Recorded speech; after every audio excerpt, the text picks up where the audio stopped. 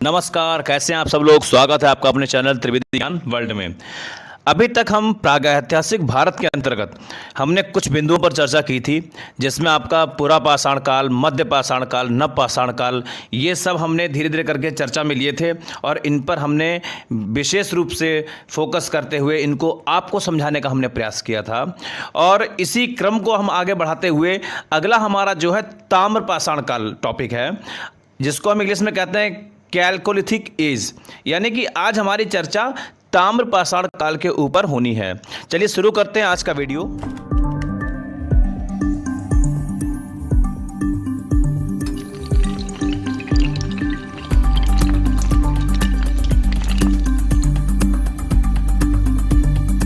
देखिए, आपके सामने कुछ बिंदु हैं।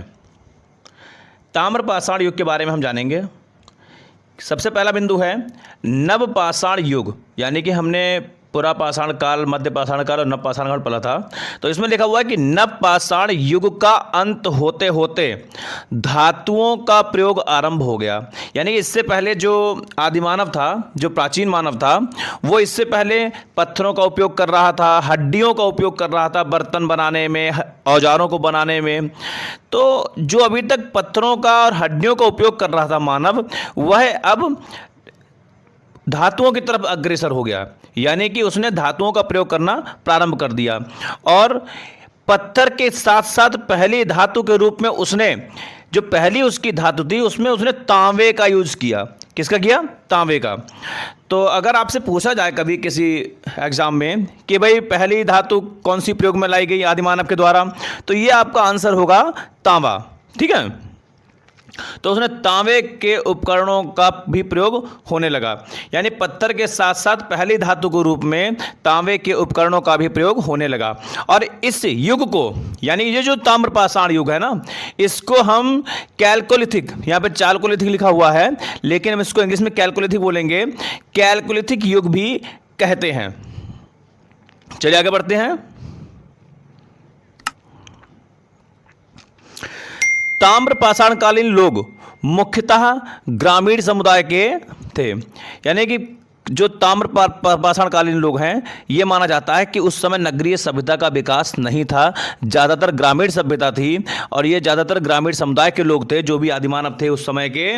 और देश के ऐसे भागों में फैले थे ये लोग जहाँ पर या तो पहाड़ी ज़मीन थी या फिर नदियाँ थीं। भाई हमारी जितनी भी सभ्यताएँ हैं, जितनी भी, चाहे आपका हड़प्पा सभ्यता, सिंधु घाटी सभ्यता, अपनी तमाम सभ्यताएं पड़ी होंगी, तो ये सब ऐसे स्थानों पर बसी हैं जहां पर इन्हें जलवायु अपने अनुकूल मिली है आदिमानव को। जैसे पहाड़ी ज़मीन है और नदियां हैं, तो नदियों के किनारे आपको जितने भी बड़े बड़े शहर हैं, जितने भी प्रतिष्ठित आपको सिटीज़ जितनी भी हैं, वो आपको नदियों के किनारे ही मिलेंगी। क्यों? क्योंकि नदियों के किनारे पीने योग्य पानी, जानवरों के लिए चरागाह, इस तरीके की जो वातावरण है वो आसानी से मिल जाता है।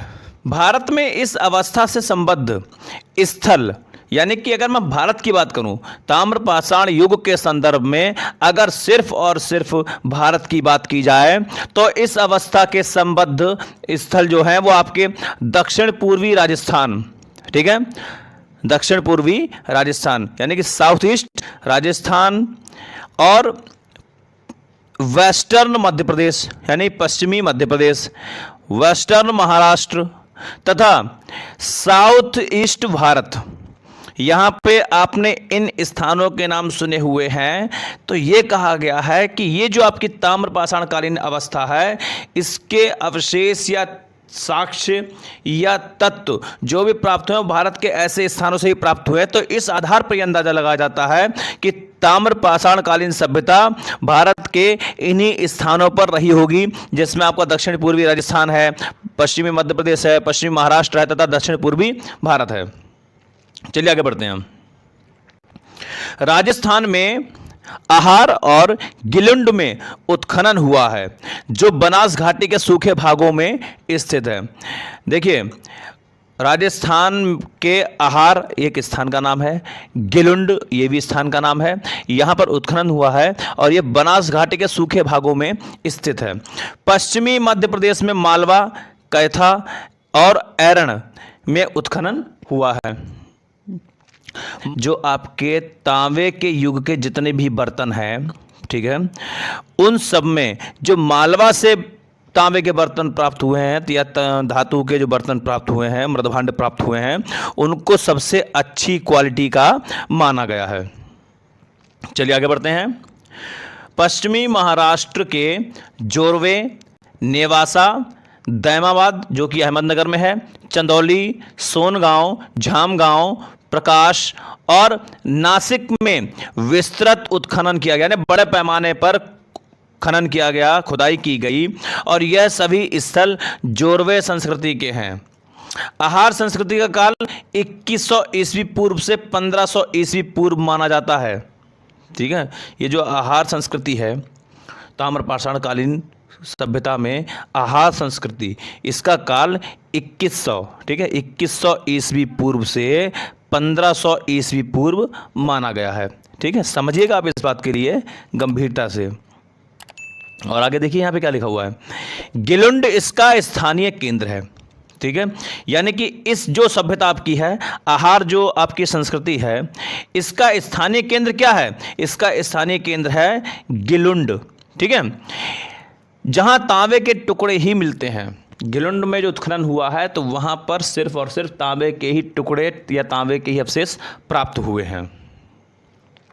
आगे बात करते हैं, ताम्रपाषाण युग के लोग, ठीक है, ताम्रपाषाण युग के लोग गाय, भेड़, बकरी, सुअर और भैंस पालते थे, और इसके साथ ही साथ हिरण का शिकार करते थे। यानी पालने वाले जानवरों में गाय, भेड़, बकरी, सुअर और भैंस थे, लेकिन शिकार हिरण का किया जाता था। ये किस लिए शिकार करते थे?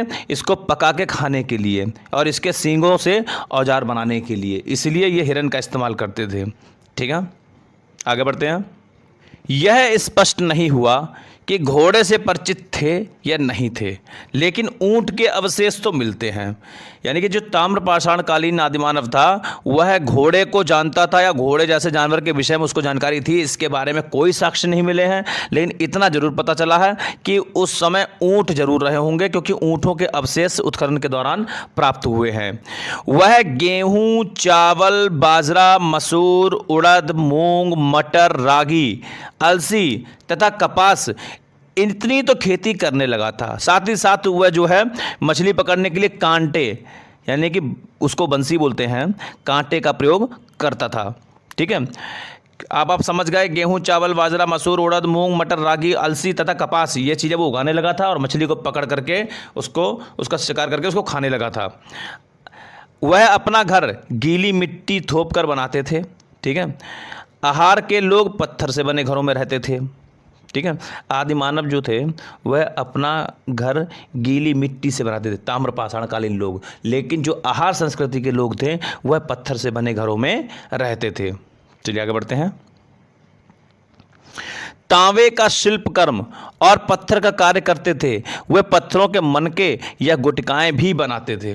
ठीक है, समझिएगा बात के लिए, तांबे का शिल्प कर्म और पत्थर का कार्य करते थे, पत्थरों के मनके और गुटकाएं भी बनाते थे। वस्त्र निर्माण से भी वे परिचित थे, यानी कि उस उत्खनन के दौरान ऐसे भी साक्ष्य प्राप्त हुए हैं जिससे यह प्रतीत होता है कि वो लोग वस्त्र निर्माण भी जानते थे, वस्त्रों का निर्माण करते थे। यह लोग मृतक को अस्थि कलश में रखकर, यानी डेड बॉडी को जो है अस्थि कलश में रखकर अपने घर के फर्श के नीचे उत्तर दक्षिण स्थिति में गाड़ते थे। यानी उस समय ये एक तरीके से उनकी संस्कृति का पार्ट रहा होगा। यानी कि उनको इतनी सभ्यता उनके अंदर इतनी विकसित हो चुकी थी कि उनको ये पता था कि मरे हुए लोगों को कलश में रख करके अपने घर के फर्श के नीचे या अपने घर के किस स्थान पर किस दिशा में उनको दफनाना है या उनको गड़ाना है, इतनी जानकारी इनको हो चुकी थी। ताम्रपाषाण लोग मातृ देवी की पूजा करते थे। अनेक कच्ची मिट्टी की नग्न पुतलियां भी पूजी जाती थी। ठीक है, समझिएगा, इनकी जो इष्ट देवी थी वो मातृ देवी थी और उनकी ये पूजा किया करते थे। और इसके साथ ही साथ ये अनेक ऐसी मूर्तियां, पुतलियां भी बनाते थे जो कि नग्न अवस्था में होती थीं और उनकी भी ये पूजा करते थे। वस्तियां छोटी और बड़ी होती थीं। इस सभ्यता की खुदाई से प्राप्त ताम्र वस्तुएं हैं, देखिए जब ताम्रपाषाणकालीन सभ्यता का पता कैसे चला? जब खुदाई हुई तो खुदाई में क्या पाया गया? तीर के नोक, यानी तीर के आगे जो नोक लगी होती है, बर्छे के फल, मछली पकड़ने के कांटे यानी बंसियां, सेल्ट, कंगन, छेनी, ये तमाम वस्तुएं तांबे की बनी हुई या धातु की बनी हुई उत्खनन के दौरान प्राप्त हुई हैं, जिनसे ताम्रपाषाण काल की गणना की गई है। ठीक है, आज के वीडियो में हमने आपको ताम्रपाषाण कालीन से संबंधित अधिकांश तथ्यों को कवर करने का प्रयास किया है। कुछ एक बिंदु हमारे अभी भी बचे हुए हैं जो ताम्रपाषाण कालीन के बारे में विशेष और विस्तृत रूप में जानकारी देते हैं, उन पर हम आने वाली अगली वीडियो में चर्चा करेंगे। तब तक के लिए अगर आपको ये हमारा वीडियो अच्छा लगा हो तो इसको लाइक कीजिए, चैनल को सब्सक्राइब कीजिए, ज़्यादा से ज़्यादा लोगों तक शेयर कीजिए और इंतज़ार कीजिए ताम्रपाषाण कालीन के अगले वीडियो का, जिसमें हम आगे और विस्तृत जानकारी में जाने का प्रयास करेंगे और गहराई में जाने का प्रयास करेंगे। तब तक हमें इजाज़त दीजिए। नमस्कार, जय हिंद, जय भारत।